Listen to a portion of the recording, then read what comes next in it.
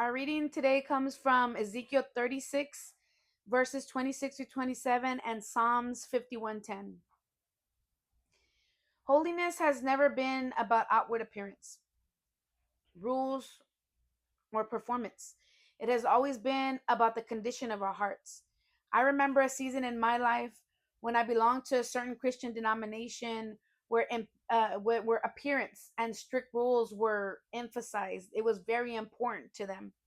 I made sure I followed everything from the no pants, no makeup, no jewelry. I never missed a service. I always dressed holy. On the outside, I looked the part. People probably thought I was committed, spiritual, and consecrated. But God knew the truth. My heart wasn't fully surrendered. I lived two lives, looking holy in church, but acting just like the world the moment I left the doors of the church. I had religion, but I didn't have relationship. I had rules, but I didn't have transformation.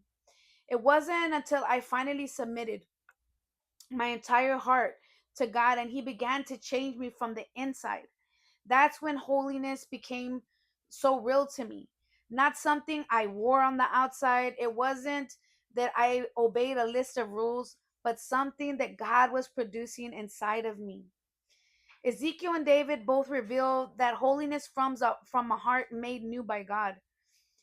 God will give you a new heart. In Ezekiel 36:26, it says, I will give you a new heart, a new spirit I will put within you. I will take away your heart of stone and give you a heart of flesh. Holiness begins with God's work in us. He replaces our hardened hearts. He takes out that stony heart that we have. He replaces it with a new tender heart that is responsive and obedient to the Holy Spirit.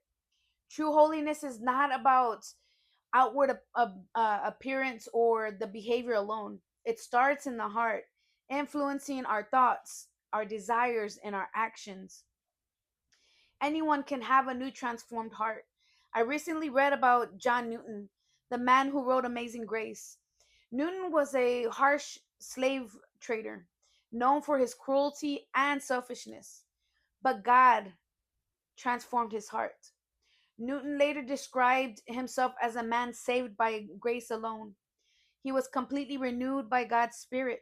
His hardened heart of sin became tender and full of compassion. He went on later on to become a pastor, influencing thousands with the message of God's mercy. This is the power of a new heart. God can take the most hardened soul and make it holy from the inside out. People of God, we need to invite God to remove those hearts of stone and allow Him to give you a heart that desires Him. Just as He transformed John Newton, He can also transform us.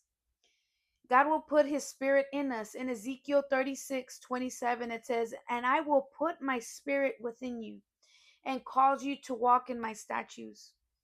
Holiness comes from the Spirit of God. It's not something we do on our own because we can't. We need the Holy Spirit. God equips us to live righteously from the inside out. Let holiness flow from within. When we allow the Spirit of God to work in us, things begin to change. Our choices change, our thoughts change, our behavior changes, because it all begins to align with God's will for our lives. When we yield to the Spirit, He will guide and He will lead you in every decision and in every choice that you make and in all actions that we also make. Continual heart renewal. In Psalms 51:10, it says, Create in me a clean heart, O God, and renew a right spirit within me. Holiness is a daily process. It's not something that we just do once and that's it. It is a daily process. We must continuously invite God, asking Him to cleanse, renew, and restore our hearts. We need regular maintenance, just like our cars and our homes need regular maintenance. Our hearts need regular maintenance as well. They need to be renewed daily. This keeps us in alignment with God's will when we ask Him daily and we invite Him to search and cleanse our hearts. Let's make it a daily habit to ask God for a clean heart and a renewed spirit.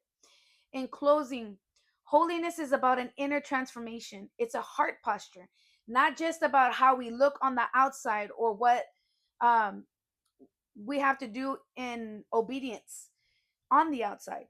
When our hearts are truly surrendered to God, our lives will effortlessly reflect Him on the not only on the inside but on the outside as well. So today, examine your heart. Ask God to remove that hardness and that coldness, that anger, to remove it all and continually renew your inner self daily. Let your heart be holy because it is transformed from within.